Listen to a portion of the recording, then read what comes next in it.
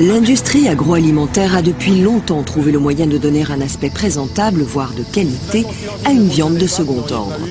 À ce titre, la poudre Activa, en provenance du Japon, accomplit de véritables miracles. Il suffit de saupoudrer cette enzyme sur des petits bouts de viande et après les avoir placés 2 heures au réfrigérateur, vous obtenez quelque chose qui ressemble à s'y méprendre à un vrai morceau de viande. Une mutation digne de Frankenstein. Ce que je vous propose, on va faire un test à 1 et un test à 0,8 à la rigueur, et puis on va descendre. Parce que d'après ce que vous me dites, tout est bon.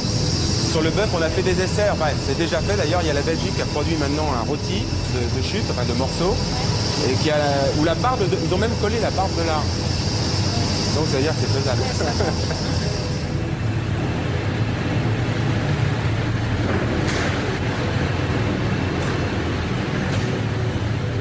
Pour commencer, il faut bien mélanger la viande avec la poudre.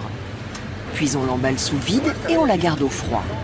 Au bout d'un petit moment, la poudre Activa produit une sorte de ciment riche en protéines qui relie les différents morceaux entre eux. Grâce à cette méthode, on peut ajouter à la viande des bas morceaux, comme les viscères ou la peau, qui normalement auraient fini dans la chair à saucisse ou avec les déchets. Aux États-Unis, la viande reconstituée à partir d'enzymes doit être clairement étiquetée, mais en Allemagne, ce n'est pas le cas. Malheureusement, le recours aux enzymes ne fait l'objet d'aucune réglementation. Les normes de sécurité alimentaire autorisent l'adjonction des enzymes, y compris ceux qui n'ont pas encore été découverts. Et jusqu'à présent, on n'a jamais été obligé de les mentionner. 2 heures plus tard, la transformation de petits bouts de viande en une pièce de bœuf apparemment délicieuse est terminée. Et seul un expert pourrait se rendre compte que ce n'est pas un véritable steak. Je ne sais pas, quelle est votre opinion? Oui, moi non plus, je ne connais pas trop le produit, alors c'est pour ça que je pose votre avis.